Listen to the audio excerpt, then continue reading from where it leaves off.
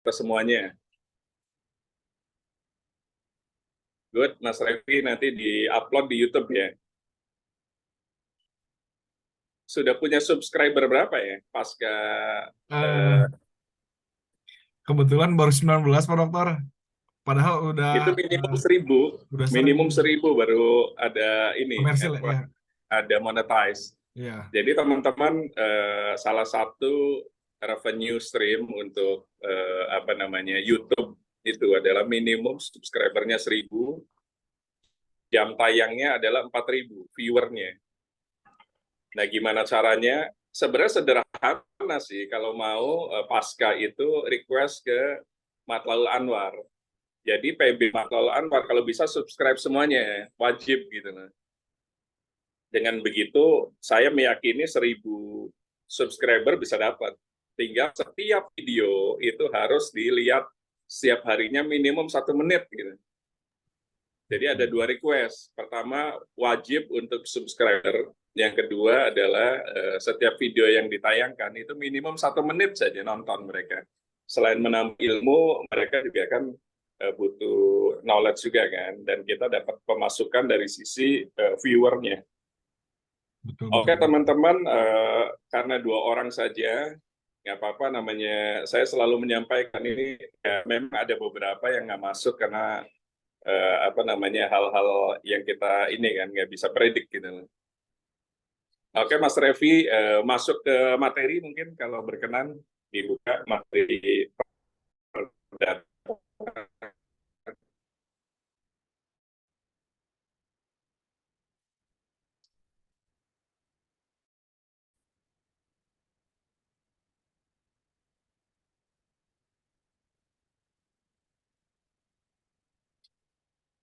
Baik, di sini dulu stop. Teman-teman, apa namanya perjalanan saya dari Eropa, sebenarnya Eropa Timur lebih tepatnya, itu membuka mata kita semuanya bahwa Indonesia tetap lebih elok, lebih elegan, lebih hebat. Saya kunjungi pertama itu di Munchen. Jadi di Munchen itu kota-kotanya sebenarnya relatif sama dengan negara-negara lain, Paris, Prancis, Belgia, dan lain-lain. Kemudian dari Munchen saya bergerak ke sebuah negara lagi namanya Ceko. Itu perjalanan hampir 4 jam itu, dari Munchen ke Ceko.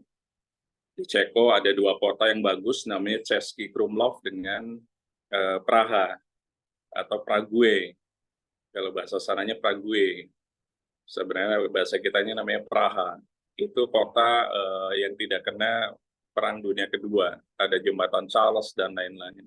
Kemudian masuk berikutnya ke negara Hungaria, Budapest. Setelah itu masuk ke Vienna, Salzburg, Hallstatt di Austria, dan lain-lain. Kemudian balik lagi ke Indonesia. Teman-teman, sistem hukum perdata yang ada di kita itu relatif hampir sama dulu dengan sistem hukum yang ada di Eropa. Jadi waktu itu hampir sama menganutnya yang namanya Eropa Continental Justice System. Tiba-tiba ada perbedaan di tahun sekitar 1400-an karena apa namanya mereka berbeda kiblat. Prancis waktu itu mendahului semuanya. Prancis itu dimulai dengan Raja Louis. Raja Louis itu menikah dengan Maria Theresa, anaknya Maria Theresa, namanya Maria Antoniette. Maria Theresa itu adalah ibu dari para raja Eropa, teman-teman. Jadi Maria Theresa itu anak dari Franz Joseph ke-1. Dulu Eropa itu namanya Austria-Hungaria. Jadi teman-teman kalau pernah dengar sebenarnya Austria-Hungaria itu satu kerajaan besar yang ada di Eropa, kemudian lawannya hanya satu, Inggris. Jadi di Eropa itu hanya 2 waktu zaman Franz Joseph ke-1 tersebut. Gitu. Jadi hanya Austria-Hungaria dengan Inggris, United Kingdom. Di sanalah mulai hukum berbicara gitu. Artinya Austria-Hungaria sebagai tatanan yang namanya kita sebut Eropa kontinental. Inggris, Amerika, dan negara-negara lainnya menggunakan Anglo-Saxon. Jadi teman-teman kalau melihat kenapa sih ada perbedaan gitu. Padahal sama-sama Eropa, di situ ada Prancis, Belanda, ada Inggris, dan lain-lain. Karena historicalnya mereka pun sebenarnya perang terus-menerus. Gitu. Maria Theresa memiliki sekitar 9 anak. 7 itu adalah perempuan, 2 laki-laki. Anak pertama perempuan namanya Maria Antoinette itu menikah dengan Raja Prancis waktu itu, Louis ke-1. Seorang raja yang paling nakal waktu zaman tersebut, dan Louis lah yang memporak-perandakan semua negara-negara Eropa. Jadi termasuk membuat sebuah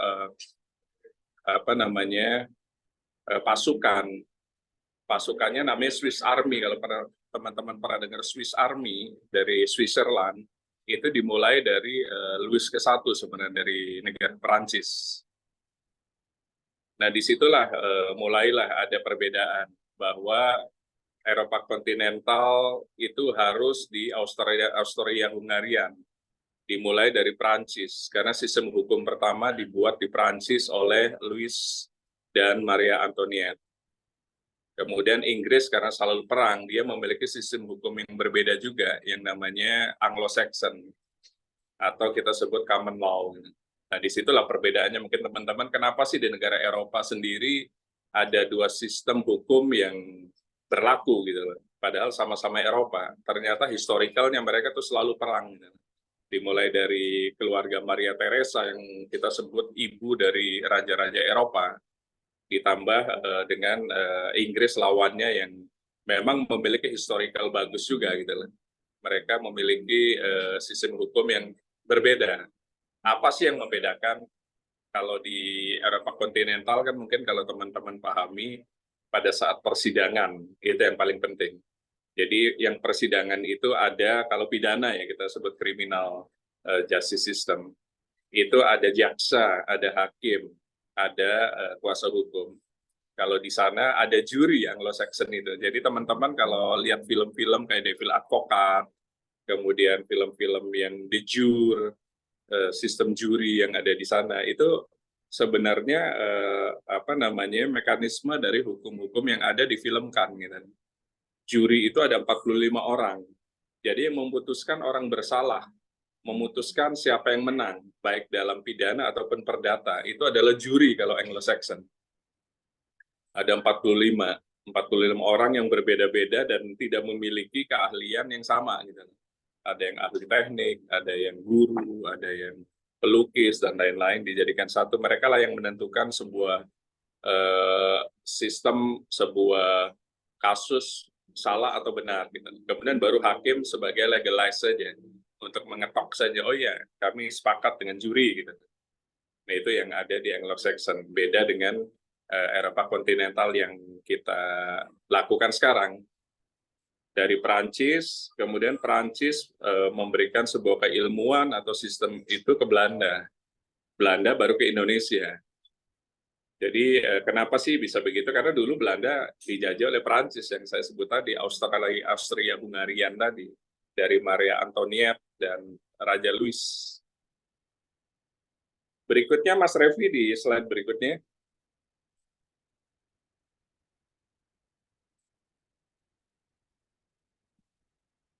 Oke teman-teman, pada saat kita berbicara apa sih dasar dari semua ilmu hukum gitu, sebenarnya ada 2. Meskipun saya disertasinya di hukum pidana, tapi sebenarnya relatif sama sebenarnya. Perdata pidana itu sama sebenarnya.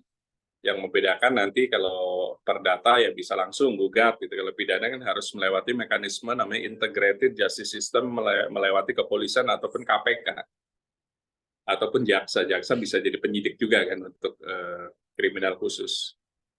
Jadi hukum perdata itu adalah suatu peraturan yang mengatur tentang hal-hal yang sangat esensial bagi kebebasan individu, seperti orang dan keluarganya, hak milik dan perikatan. Makanya di Bergelits Wetboek voor Indonesia ada 4 buku kan. Ada mengenai orang, ada mengenai benda, ada mengenai perikatan, ada yang terakhir mengenai daluarsanya. Kemudian apalagi definisi dari hukum perdata, keseluruhan kaidah-kaidah baik tertulis maupun tidak tertulis. Nah, ini yang membedakan lagi, teman-teman. Kalau di pidana itu harus semuanya tertulis, tapi kalau perdata ada yang tidak tertulis, yang kita sebut hukum kebiasaan, jurisprudensi, dan lain-lain, yang mengatur hubungan antar subjek hukum, orang, badan hukum satu dengan yang lain dalam hubungan kekeluargaan dan di dalam pergaulan kemasyarakatan. Dalam bahasa Belanda disebut civil recht atau private recht. Jadi kalau ada kalimat recht itu berarti hukum. Kalau civil itu berarti private atau perdata. Seperti private recht sama juga. Hukum perdata di Indonesia pada dasarnya bersumber pada hukum Napoleon. Kemudian berdasarkan Stadblad nomor 23 tahun 1847 tentang Burgerlich Wetboek voor Indonesia atau disebut BW. Jadi kalau teman-teman mendengar atau ada orang mengatakan Burgerlich Wetboek, itu artinya, dilihat lagi berikutnya, voor Indonesia berarti perdata. Kalau strafrecht, nah itu berarti pidana. Burgerlich Wetboek strafrecht, nah itu berarti hukum pidana. BW voor Indonesia sebenarnya merupakan suatu aturan hukum yang dibuat oleh pemerintah Hindia Belanda yang ditujukan kepada kaum golongan warga negara Indonesia bukan asli, yaitu Eropa, Tionghoa, dan Timur Asing. Namun berdasarkan pasal 2 aturan peralihan Undang-Undang Dasar 45, seluruh peraturan yang dibuat oleh pemerintah Hindia Belanda berlaku bagi warga negara Indonesia. Beberapa ketentuan yang terdapat dalam BW pada saat ini telah diatur, terpisah atau tersendiri oleh berbagai peraturan perundang-undangan. Misalnya berkaitan dengan tanah, hak tanggungan, kemudian fidusia. Teman-teman nanti di situ masuk undang-undang agraria, hak tanggungan nanti masuk ke, kalau teman-teman pernah dengar cesi honoris, cesenden, nah itu silakan baca lagi. Fidusia itu nanti terkait dengan pinjam, baik barang bergerak ataupun barang yang tidak bergerak dan aturan-aturan hukumnya. Kemudian kodifikasi KUH Perdata Indonesia diumumkan pada tanggal 30 April 1847 melalui Stadblad nomor 23 dan berlaku pada Januari 1848. Setelah Indonesia merdeka berdasarkan aturan pasal 2 peralihan Undang-Undang KUH Perdata Hindia Belanda telah dinyatakan berlaku. Artinya apa? Sampai sekarang perdata kita masih berlaku, belum ada perubahan, kecuali pidana yang teman-teman mungkin sudah baca juga kan, KUHP yang dibuat KUHP pribumi, KUHP asli Indonesia.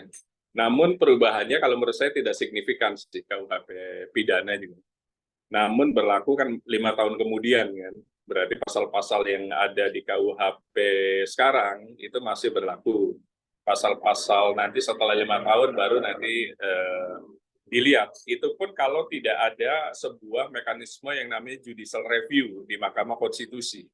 Dan saya meyakini sudah banyak orang yang melakukan uji material di Mahkamah Konstitusi mungkin terkait dengan KUH pidana dan Undang-Undang Cipta Kerja. Oke, slide berikutnya Mas Revi. Nanti teman-teman baca ya, karena terus terang tidak ada yang ahli hukum. Meskipun saya dikatakan pakar hukum, tapi tidak ada yang dinyatakan orang itu hebat dari sisi hukum.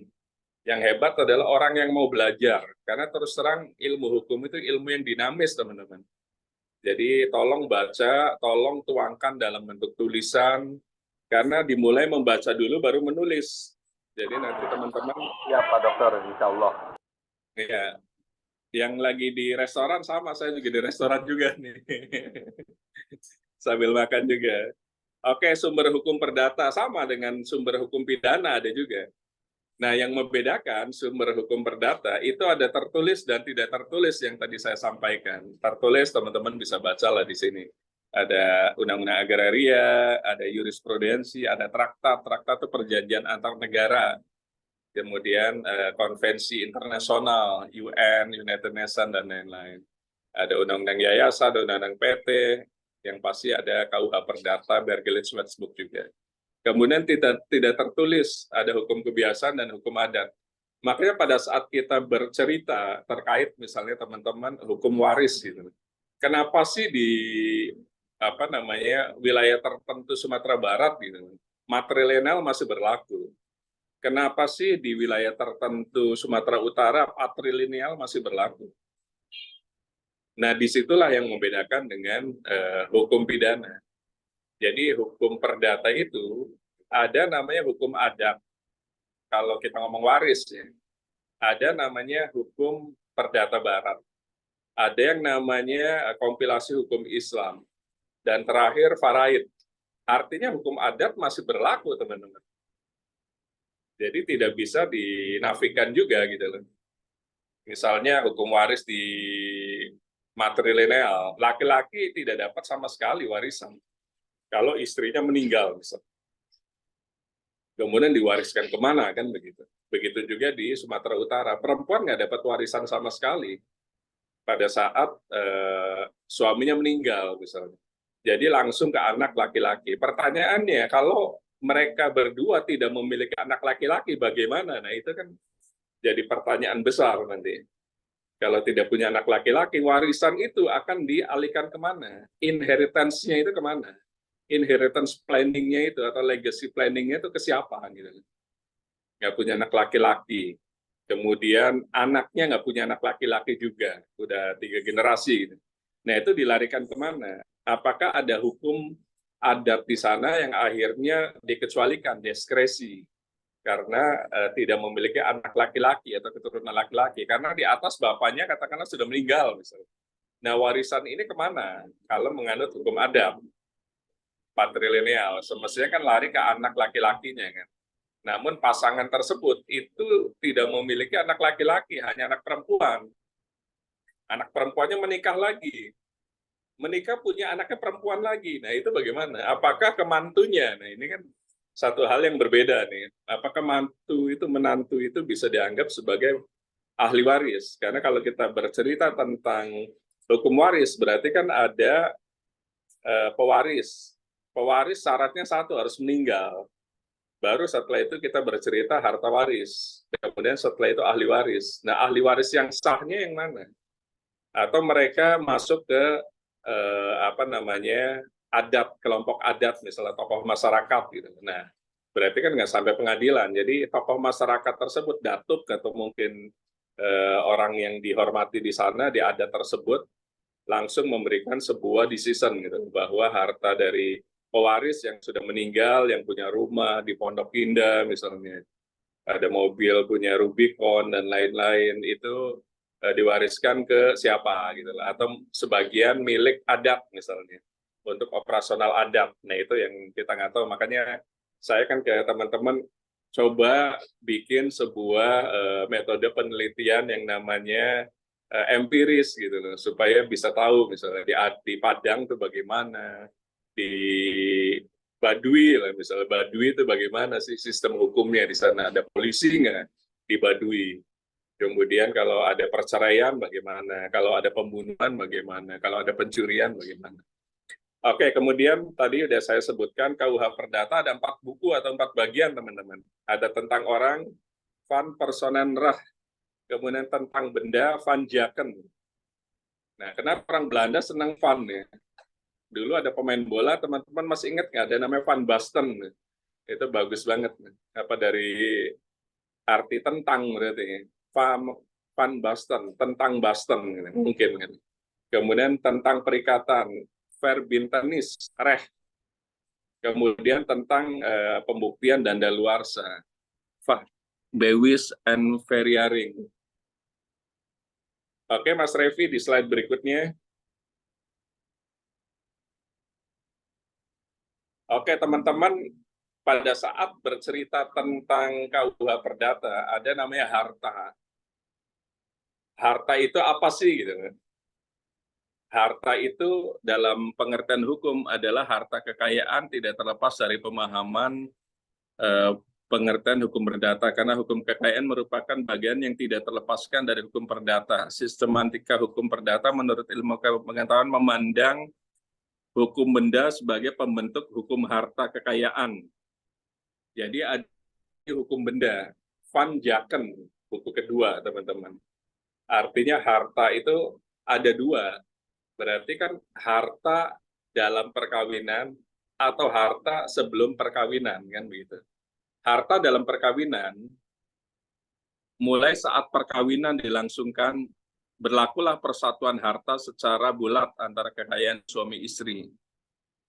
Dengan perjanjian kawin atau tidak ada perjanjian kawin. Artinya kalau KUH Perdata disebut harta persatuan, teman-teman.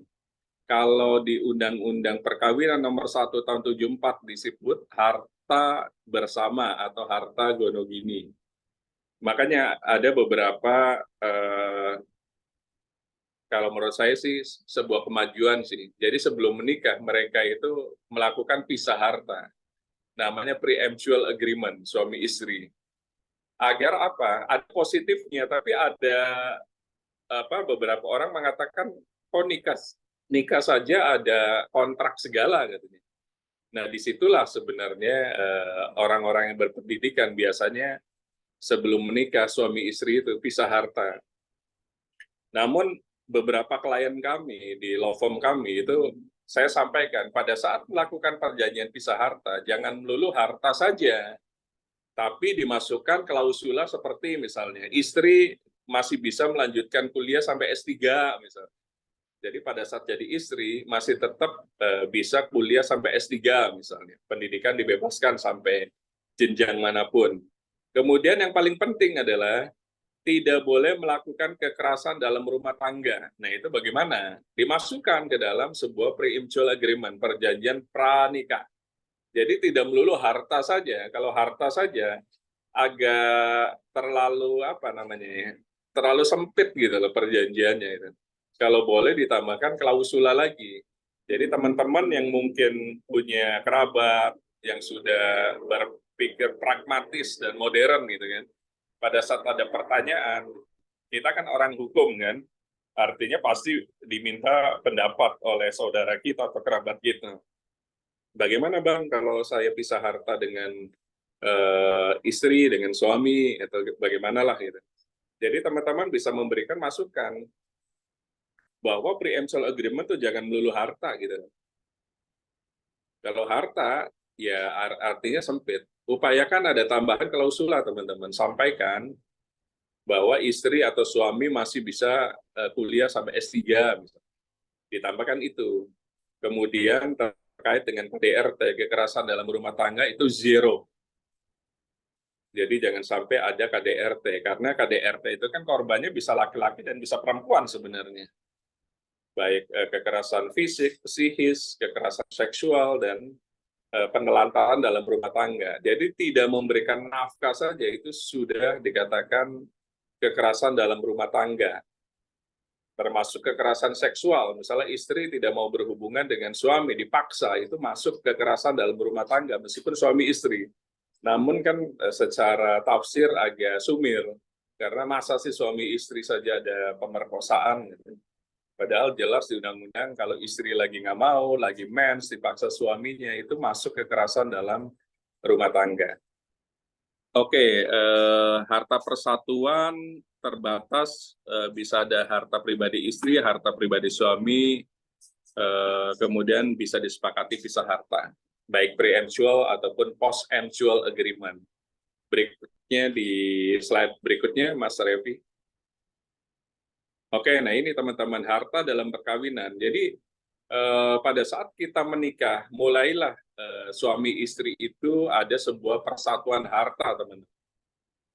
Kalau di KUH Perdata namanya persatuan, kalau di Undang-Undang Nomor 1 Tahun 74 tentang perkawinan berarti namanya harta bersama atau gonogini. Harta bawaan, harta bersama, dan harta perolehan. Apa sih harta bawaan? Logika sederhananya adalah harta yang diperoleh sebelum terjadi perkawinan antara suami dan istri tersebut. Baik harta bergerak ataupun tidak bergerak. Dibuktikannya sederhana dengan kwitansi atau mungkin AJB pada saat pembelian harta tersebut. Kalau fidusia pada saat pembelian harta tersebut. Kemudian harta bersama, harta yang diperoleh pada saat terjadi perkawinan, mau 1 menit, 2 menit setelah perkawinan itu disebut harta bersama, sampai terjadi perceraian. Jadi kalau kita ngomong setelah meninggal itu waris beda. Jadi harta bersama itu harta yang diperoleh suami istri pada saat setelah terjadi perkawinan sampai perceraian. Nah itu ada batasannya di sana teman-teman. Sampai terjadi perceraian itu disebut harta bersama. Kemudian apa sih harta perolehan? Harta perolehan adalah harta yang diperoleh pada saat terjadi perkawinan namun bisa dipisah. Itu bukan harta bersama. Misalnya harta warisan dari orang tuanya istri atau orang tuanya suami. Nah, itu bisa dipisah tapi harus tertulis. Kalau tercampur menjadi harta bersama. Permasalahannya adalah pada saat harta tersebut dimiliki bawaannya oleh istri. Tiba-tiba dicicil bersama pada saat perkawinan. Nah, itu dikatakan harta bawaan atau harta bersama. Nah, itu teman-teman harus bisa pahami. Karena pada saat terjadi gugat cerai, setelah perceraian masuk ke gugat harta bersama, itu harta rumah tersebut itu dianggap harta bawaan atau harta bersama.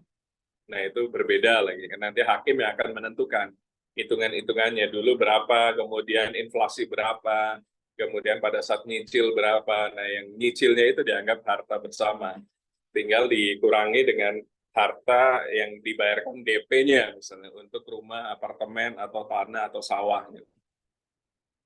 Kemudian ada 4 ketentuan pokok hukum harta perkawinan, yaitu pasal 35, pasal 36, kemudian perjanjian perkawinan yang tadi sudah disampaikan terkait dengan pre-emptual ataupun post-emptual.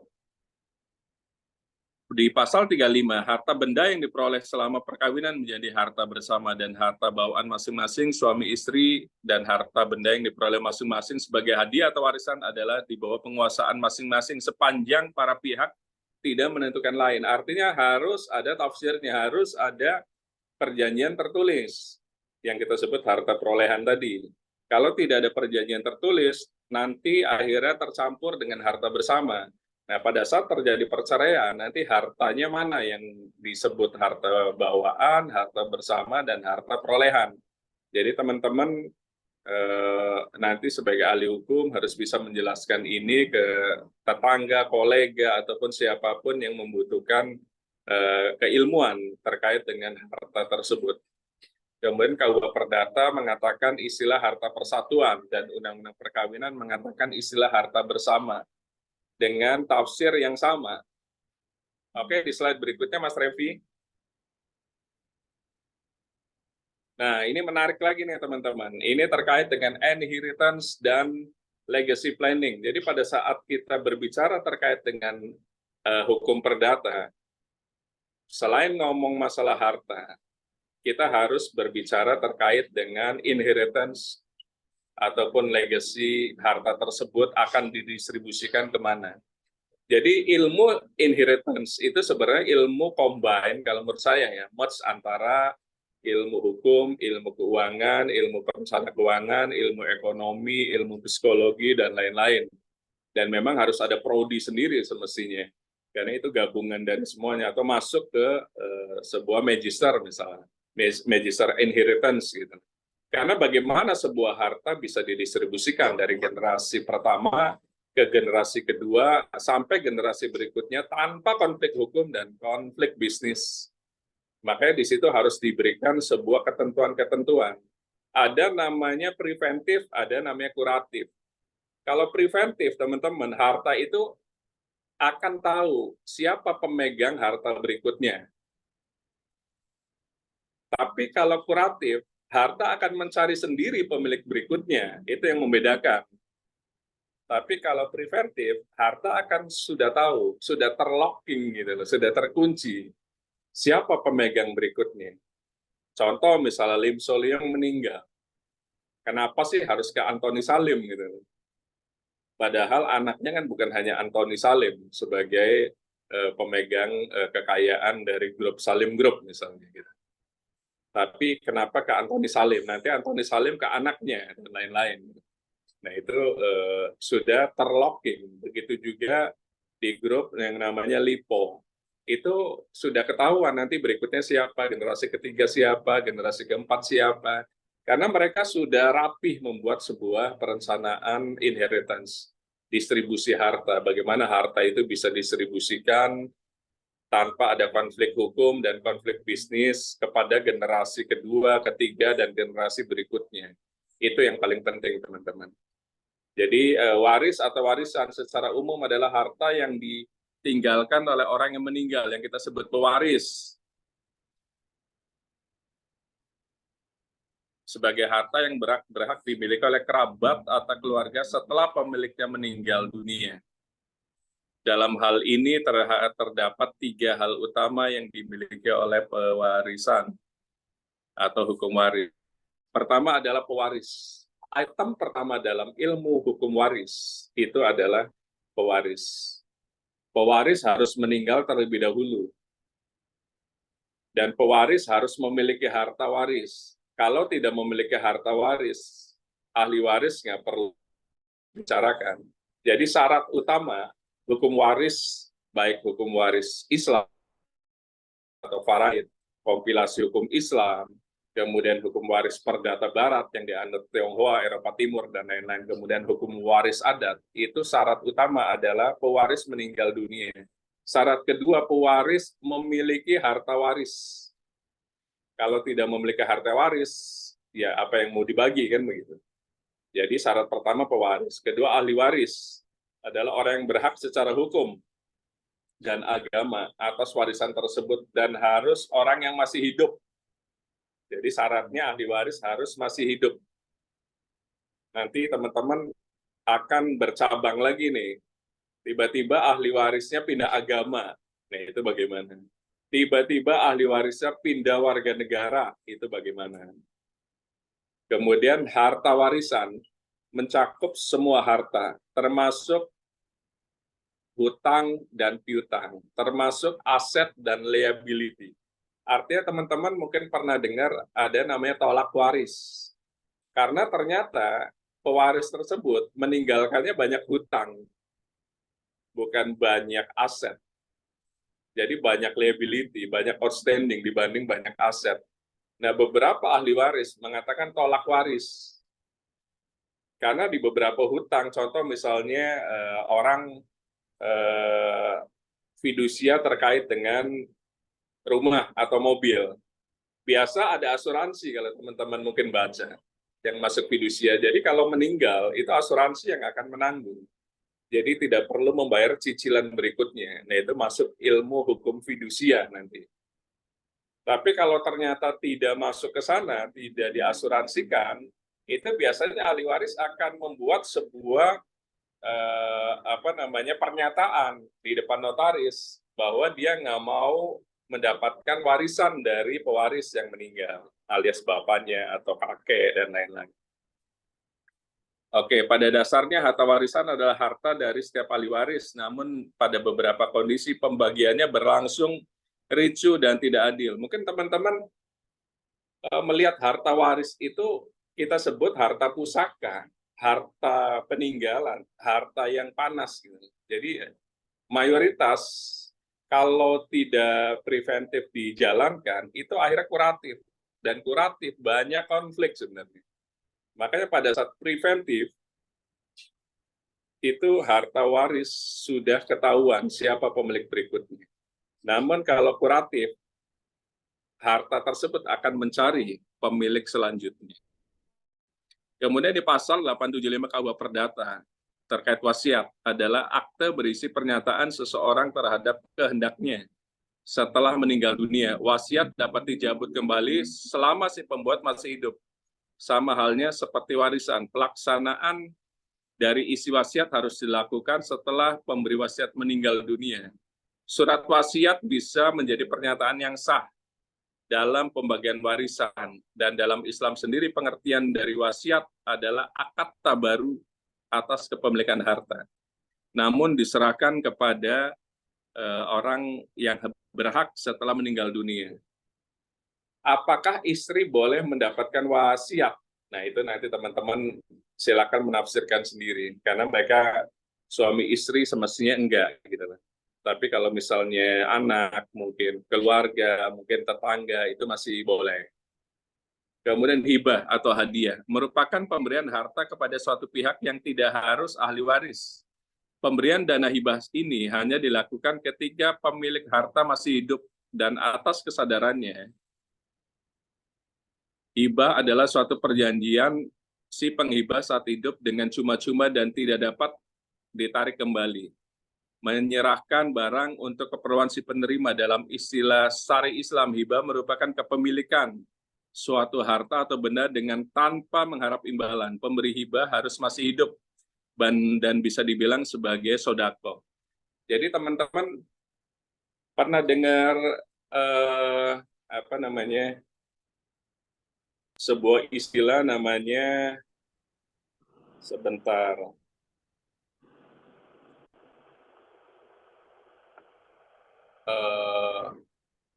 Mutlak itu apa ya, Mas Revi ya?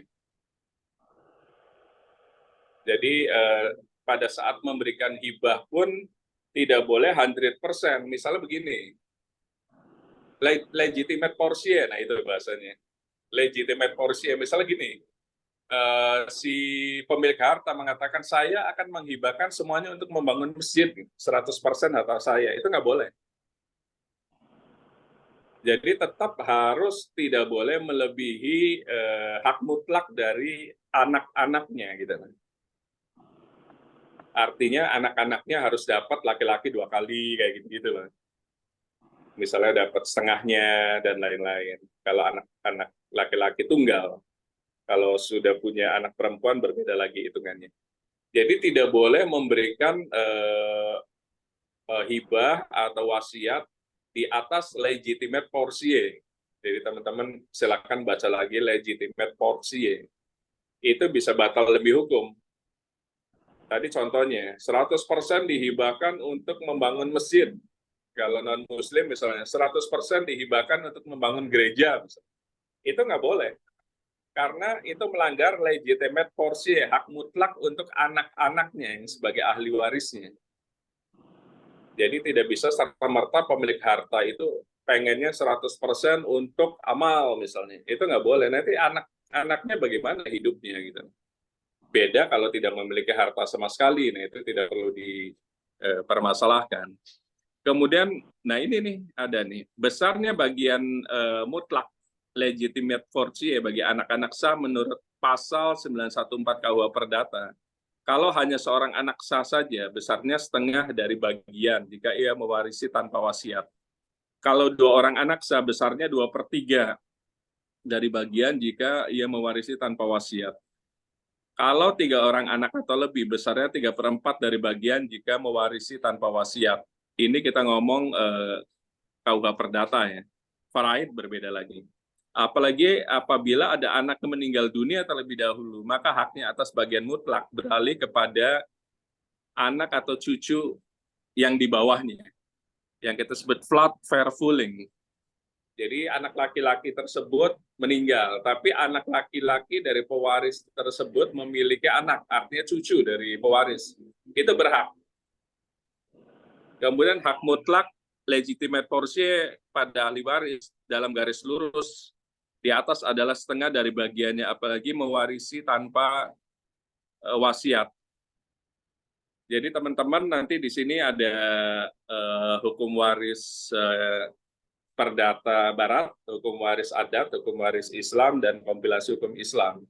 Jadi teman-teman kalau kita ngomong faraid, nanti silakan dibaca di artikel saya di firmanchandra.wordpress.com juga ada pembagian terkait dengan hukum waris Islam. Itu lengkap semuanya, termasuk bagiannya pun ada. Jadi kalau waris Islam berbeda lagi. Suulnya masih ada nggak? Pewaris memiliki orang tua nggak? Orang tua laki-laki ya. Kalau orang tua laki-laki ada, masih dibagi. Kemudian punya anak laki-laki, dapat lagi. Tapi kalau tidak memiliki anak laki-laki, kalau difarain, itu akan naik ke kakak laki-laki atau adik laki-lakinya pewaris. Nah, itu yang membedakan. Tapi kalau ada anak laki-laki tertutup tuh, pamannya, omnya, adik dari pewaris yang laki-laki tertutup tuh. Jadi kalau di Islam kan diupayakan memiliki anak laki-laki. Gitu. Karena terkait dengan faraid. Oke, di slide berikutnya.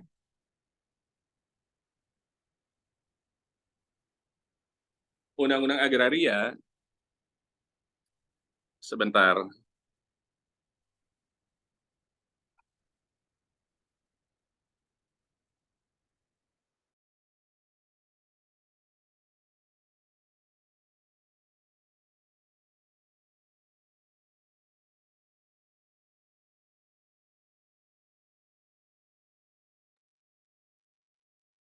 Kok nggak ada suaranya Pak Dokter ya?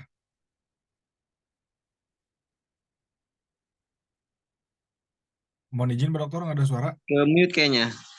Oke, sebentar. Undang-Undang Agraria, Undang-Undang Pokok Agraria itu nomor 5 tahun 1960. Seluruh wilayah Indonesia adalah kesatuan tanah air dan seluruh rakyat Indonesia bersatu sebagai bangsa Indonesia. Kemudian seluruh bumi, air, dan ruang angkasa termasuk kekayaan alam yang terkandung di dalamnya sebagai karunia Tuhan di pasal 1 ayat 2.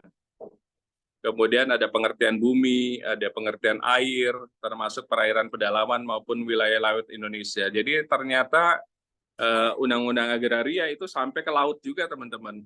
Ada zona ekonomi eksklusif juga. Kemudian ada ruang angkasa, ruang di antara di atas bumi dan air tersebut. Jadi kalau kita ngomong Undang-Undang Agraria itu tidak terlepas dari tata ruang. Mungkin teman-teman kalau pernah melihat ya, ada satu mall besar di Jakarta Selatan, itu parkirannya sampai ke jalan utama, parkiran yang basementnya ya, sampai ke bawah dan di bawah jalan utama loh. Nah itu sah nggak? Saya juga ngelihatnya masih nggak sah itu. Kemudian di Bali, laut pun bisa disertifikat. Jadi kalau kita masuk ke Nusa Dua, ada hotel-hotel tertentu, itu mensertifikat laut. Jadi laut itu seolah-olah miliknya dia. Nah itu sah nggak? Nah itu teman-teman nanti hal-hal yang diskresi ini yang harus kita diskusikan nantinya. Oke, di slide berikutnya Mas Revi.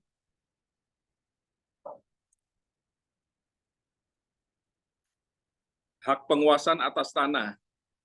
Hak bangsa Indonesia sebagai hak penguasaan atas tanah yang tertinggi. Ada dua unsur kepunyaan dan pengelolaan. Kemudian hak menguasai negara, semata-mata beraspek publik. Kemudian ada hak ulayat, kemudian ada hak perorangan, kemudian ada hak pengelolaan, HPL, ada undang-undang sebelum undang-undang PA, ada PP, peraturan pemerintah. Kemudian ada Permendagri, ada di sini HPL tidak dapat dipindah tangankan, dijual. HPL tidak dapat dijadikan jaminan. Dasar hukum pertanahan terkait Undang-Undang Pokok Agraria di sini. Ada tentang perumahan juga, ada tentang pemukiman juga, ada penataan ruang, dan lain-lain. Inilah yang kita sebut masih terkait dengan Undang-Undang Agraria. Maka ditambahkan Undang-Undang Tata Ruang di sini. Oke, berikutnya Mas Revi. Kepailitan. Nah, teman-teman mungkin kalau terkait dengan PKPU gitu. PKPU itu singkatan dari kepailitan dan penundaan kewajiban pembayaran hutang atau utang. Undang-undangnya di pasal di nomor 37 tahun 2004. Jadi ada beberapa kasus kan, kenapa dipailitkan, beberapa asuransi besar dipailitkan. Itu menganutnya di sini dasar hukumnya, Undang-Undang nomor 37 tahun 2004. Permohonan pailit dan PKPU, kreditor atau debitur sendiri melalui kuasa hukumnya bisa mengajukan permohonan pailit maupun PKPU ke pengadilan niaga. Jadi pengadilan niaga itu adalah kompetensi absolut, teman-teman. Jadi kalau teman-teman pernah dengar, apa sih perbedaan kompetensi absolut dan kompetensi relatif? Kompetensi absolut adalah pengadilan yang berhak untuk mengadili sebuah kasus. Kalau untuk kepilitan itu harus ke pengadilan niaga. Kalau untuk perkawinan yang Muslim itu harus ke pengadilan agama. Kalau non-Muslim ke pengadilan negeri. Kemudian perbuatan melawan hukum ke pengadilan negeri. Dan upayakan adalah tempatnya dari tergugat. Misalnya teman-teman menggugat, ada kasus gitu loh, menggugat istri misalnya. Istrinya tinggalnya di mana? Nah itulah sesuai domisili KTP. Kompetensi absolut lah yang berhak gitu. Tinggal nanti kita ngomong kompetensi relatif. Kompetensi relatifnya di mana? Ya tadi, pada saat sebuah korporasi lokasinya ada di Makassar, ya harus diajukan gugatannya baik perbuatan melawan hukum atau kepilitannya di Pengadilan Negeri Makassar, kira-kira begitu. Jadi ada kompetensi absolut dan kompetensi relatif. Proses hukum jika melalui permohonan pailit, maka setelah dinyatakan pailit oleh majelis hakim, pengadilan akan memilih dan menerapkan kurator serta hakim pengawas untuk pemberesan aset sebagai budel pailit serta mengumpulkan para kreditor dan menghitung seluruh tagihan kreditor. Kemudian permohonan PKPU setelah dinyatakan debitur dalam masa PKPU oleh majelis hakim, pengadilan akan menetapkan pengurus dan hakim pengawas untuk mengumpulkan kreditur dan melakukan penghitungan jumlah tagihan, serta meminta debitur menyampaikan proposal perdamaian. Untuk mengumpulkan seluruh kreditur dan menetapkan jumlah tagihan, kurator atau pengurus harus mengumumkan putusan pailit atau PKPU di 2 surat kabar yang terdiri dari surat kabar nasional dan 1 surat kabar lokal. Kemudian dalam proses pailit, debitur memiliki hak untuk menyampaikan perdamaian maksimal 8 hari sebelum diselenggarakan rapat pencocokan piutang. Seperti kasus Garuda dipailitkan, itu kan ada perdamaian, akhirnya Garuda tidak jadi dipailitkan. Nah itu maksudnya perdamaian itu teman-teman. Dalam proses pailit, debitur memiliki hak untuk menyampaikan perdamaian tadi. Oke, berikutnya Mas Revi.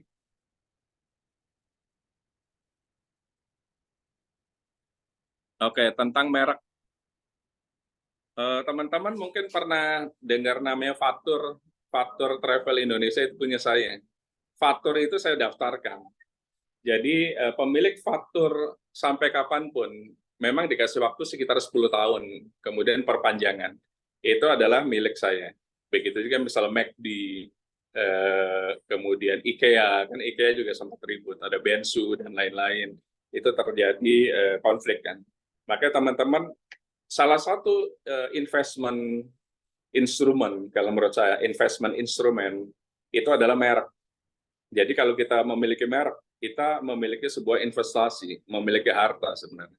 Meskipun merek, apa sih arti sebuah merek, tapi orang pada saat ke McD, meskipun McD juga makanan nggak begitu enak gitu, tapi kenapa sih harus ke McD? Gitu? Karena McD itu merek dagangnya itu kuat.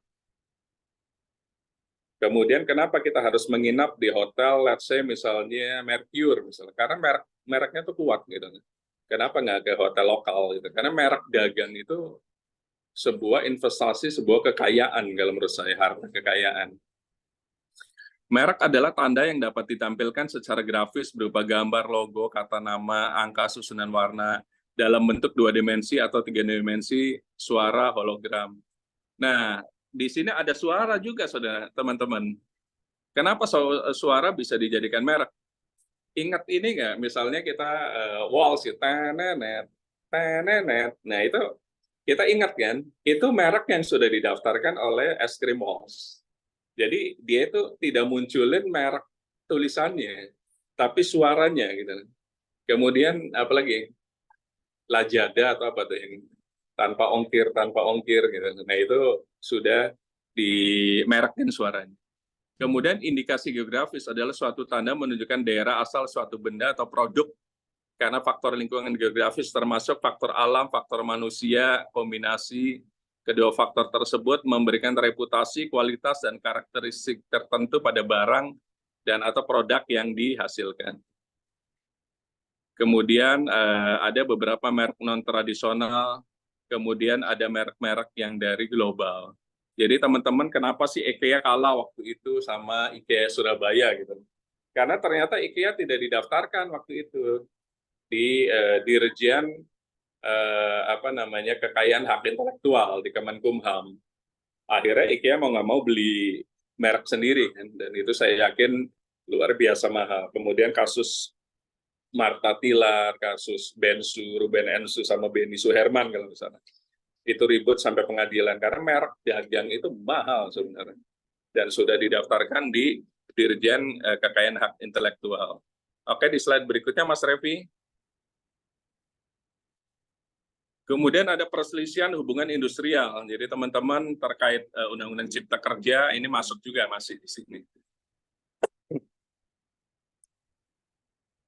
Kemudian kenapa sih harus masuk ke pengadilan gitu kan? Karena memang pada saat mediasi nggak ketemu gitu, bipartit nggak ketemu antara karyawan dengan perusahaan. Makanya masuk ke pengadilan hubungan industrial.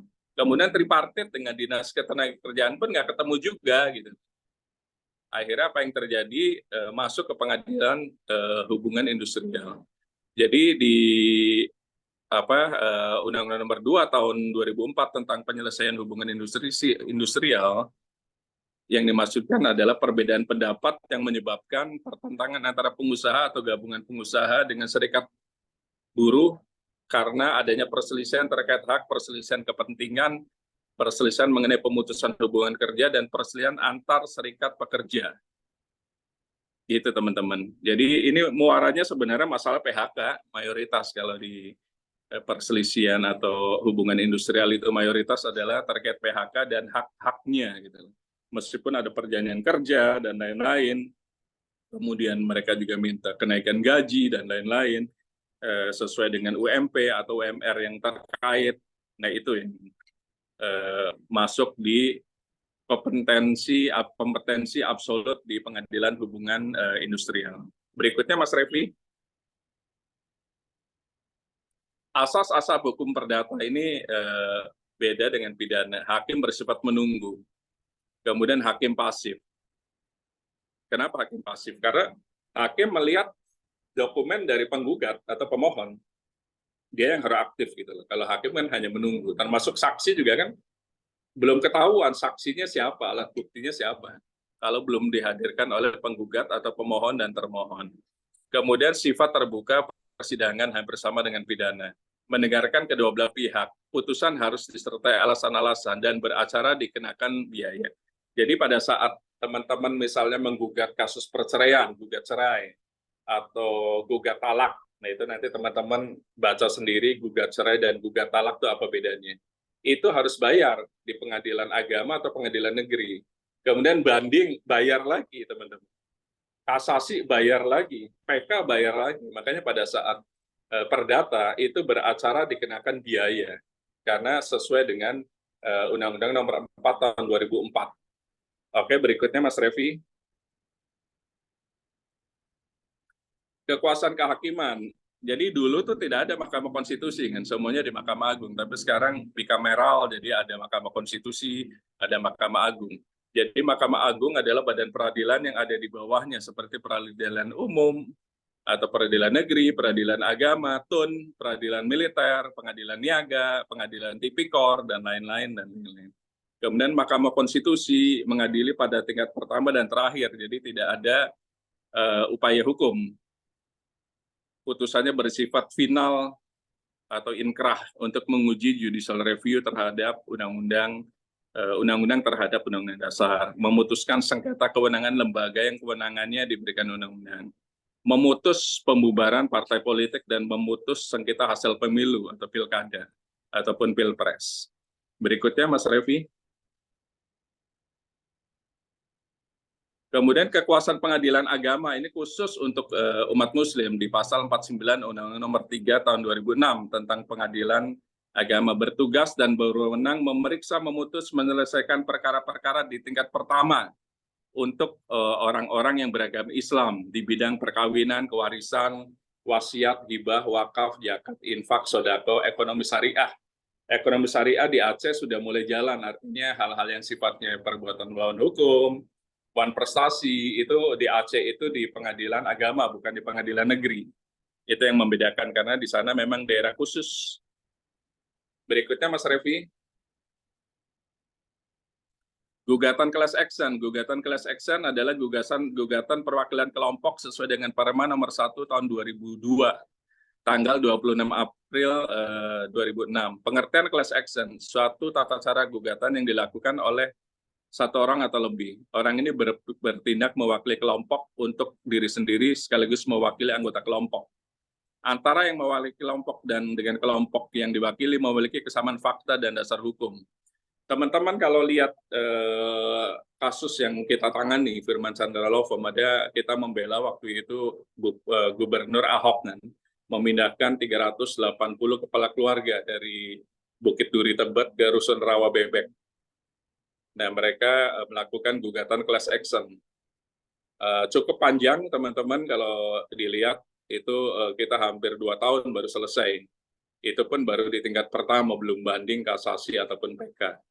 Jadi karena memiliki kesamaan kan, katanya digusur dan lain-lain gitu kan, kesamaan objek perkara. Jadi lebih baik gugatan kelompok dibanding satu-satu kan. Karena ingat perdata itu berbayar. Jadi kalau gugatan class action kan bayarnya cuma sekali. Kalau satu-satu bagaimana 380 kali berapa juta gitu lah akhirnya kan. Sayang uangnya. Jadi digabungkan menjadi gugatan perwakilan kelompok atau gugatan class action. Berikutnya Mas Revi. Upaya hukum teman-teman hampir sama dengan upaya hukum pidana ataupun TUN. Jadi ada upaya hukum biasa, ada upaya hukum luar biasa. Upaya hukum setelah tingkat pertama tidak puas para pihak baik pidana ataupun perdata, itu boleh melakukan upaya hukum banding kepada pengadilan tinggi di tingkat banding. Misalnya teman-teman ada gugatan kayak Sambo lah, kasus Sambo. Itu di Pengadilan Negeri Jakarta Selatan. Sambo dan kuasa hukumnya tidak puas, maka melakukan banding ke Pengadilan Tinggi DKI yang ada di Cempaka Putih. Kemudian nggak puas juga Sambo dihukum pidana mati misalnya, itu melakukan kasasi di Mahkamah Agung yang di Medan Merdeka Utara. Nah itu namanya upaya hukum biasa. Kalau upaya hukum luar biasa itu setelah kasasi, atau bisa juga tidak melakukan upaya hukum biasa, langsung upaya hukum luar biasa itu boleh-boleh saja. Jadi setelah berkekuatan hukum tetap, dibuat upaya hukum luar biasa yang namanya PK, peninjauan kembali. Makanya teman-teman kalau pernah dengar judek juris, nah itu kan ada kalimat-kalimat, judek juris sama judek fakti. Judek fakti itu adalah untuk di pengadilan tingkat pertama, kedua, ketiga. Kalau judek juris itu adalah upaya hukum luar biasa. Berikutnya Mas Revi.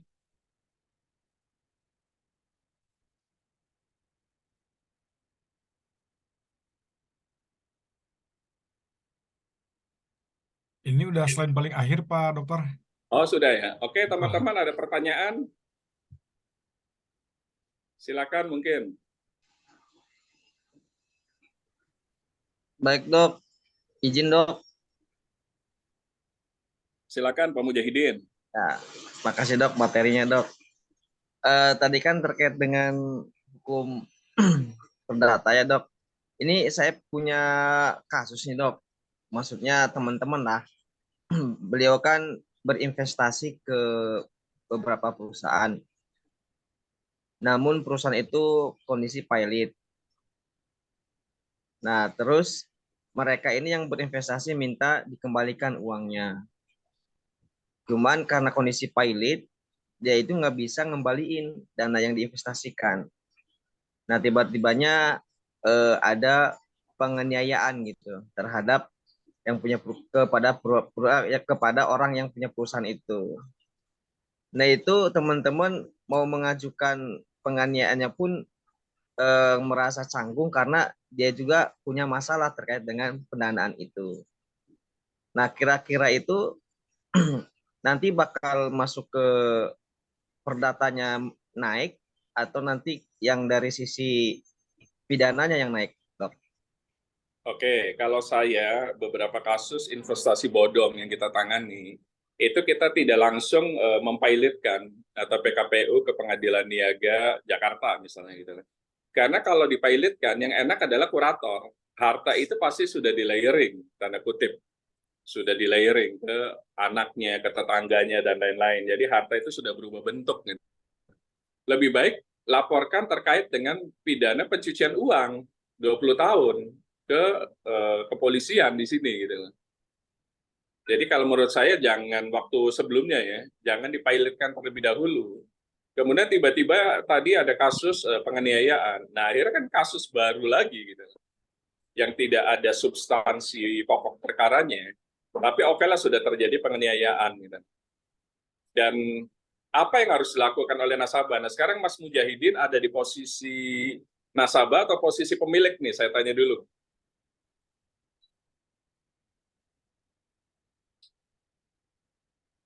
Nggak kedengaran suaranya? Contohnya pemilik, Dok. Oke, kalau pemilik, nah berarti kan berbeda perspektif nih. Artinya kalau pemilik berarti yang punya uang, ya kan? Enak nih kalau gitu kan. Jadi Mas Mujahidin mewakili atau mungkin punya teman atau kuasa hukum dari pemilik. Mungkin sampaikan saja supaya konfliknya kita serang ke apa namanya nasabah, bikin LP terkait penganiayaan. Kalau menurut saya, jadi LP dulu speed up gitu kan. Israel kan masih punya dana kan untuk speed up kan, termasuk penyelidikan, penyidikan tahap 2, kemudian sampai ke pengadilan. Akhirnya orang yang melakukan penganiayaan dalam hal ini nasabah masuk dulu ke dalam, supaya apa? Supaya mengerem perdatanya mereka. Nah itu strateginya, saran saya. Ini advice yang mahal ini. Jadi masukin dulu penganiaya tersebut ke dalam penjara, supaya dia mengerem. Minimal ada efek jera gitu lah. Artinya orang yang akan mempush untuk kasus perdatanya itu mengerem sementara. Kalau kita ada di posisi pemilik, kalau kita ada di posisi nasabah berbeda lagi, nanti saya berikan syaratnya. Jadi kalau menurut saya speed up, bikin LP segera. Kalau bisa langsung ke Bareskrim. Oke, Gitu. baik Dok, siap. Jadi kalau umpama ketika dia penganiayaan, apakah nanti bisa dihapuskan dana investasinya atau kita bisa ganti rugi karena mereka udah menganiaya apa gimana? Atau bisa berbalik Yang kita? saya bilang tadi, mengerem gerakan mereka di unsur perdatanya. Jadi masukin dulu mereka yang menganiaya itu ke dalam penjara. Oh, jadi cuma hanya sebatas mengerem ya, bukan berarti Sebatas mengerem. Karena bisa. kalau pidana yang bukan tipikor tidak mendapatkan ganti rugi kita. Oh, Beda kalau penipuan, penggelapan, pencucian uang, ada ganti ruginya. Tapi kalau penganiayaan, pembunuhan itu tidak mendapatkan ganti rugi ataupun denda. Nah, yang membedakan tindak pidana korupsi karena extraordinary crime, itu ada 3 hukuman, atau pencucian uang ada 3 hukuman, yaitu pidana penjara, pemidanaan, denda, sama uang pengganti. Tapi kalau penganiayaan nggak ada, maksud saya untuk mengerem dulu, agar mereka tidak mempush di sisi perdatanya. Itu sebenarnya. Jadi segera bikin LP saja, misalnya di Banten berarti Polda Banten saja. Masuk ke SPKT, Sentra Pelayanan Kepolisian Terpadu, kemudian masuk ke Krimum, Kriminal Umum, Dirkrimumnya kalau bisa dideketin, supaya cepat proses penyelidikannya, agar bisa gelar perkara dan masuk penyidikan, kemudian tetapkan jadi tersangka. Kalau bisa inapkan di dalam rutan Polda misalnya gitu. Si penganiaya tersebut. Apa yang terjadi itu kan akan membuat efek jera. Orang yang tadinya mempush di sisi perdatanya, akhirnya mungkin yang mau jadi saksi nggak mau.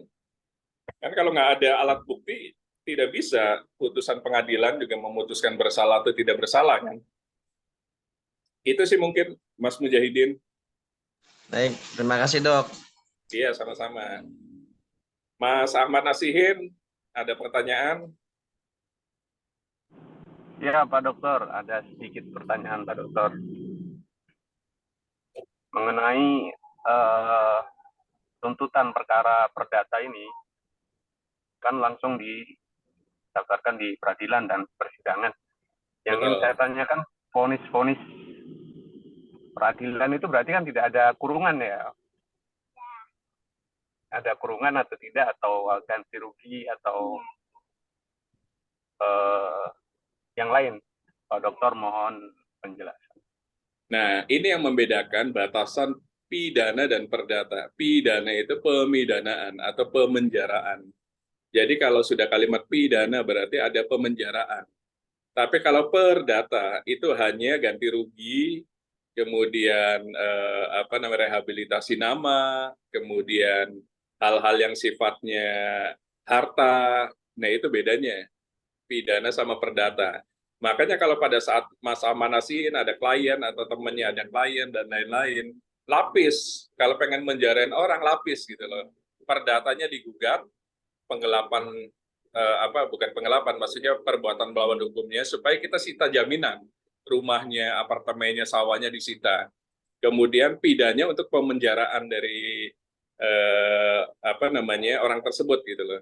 Jadi harus didouble, dilapis pidana dan perdatanya gitu. Ya, Pak Dokter, terima kasih. Iya. Atau Mas Revi ada pertanyaan, Mas Revi, terkait dengan perkawinan, kelihatannya kan udah siap-siap nih. Kalau Review cukup dulu Pak Dokter, cukup nyimak dulu aja. Apa bikin itu perjanjian kawin dulu? Belum ke situ Pak Dokter, fokus di Atau borang. Pak Hatami lagi ditipu sama orang kan, minta-minta kan lewat WA dan lain-lain. Betul, karena hack beliau WA-nya. Iya. Jadi dipersalahgunakan sama oknum itu Pak. Ya kalau tahu itu masukin ke Krimsus saja itu.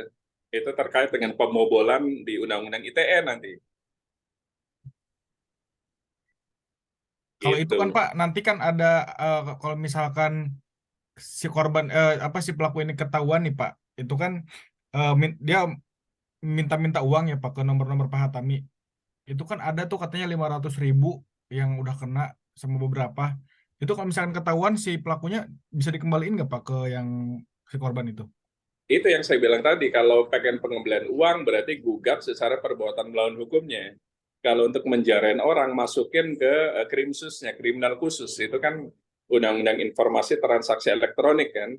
Sama penipuan, jungtonya nanti pasal 378 nanti. 378 jungto Undang-Undang ITE.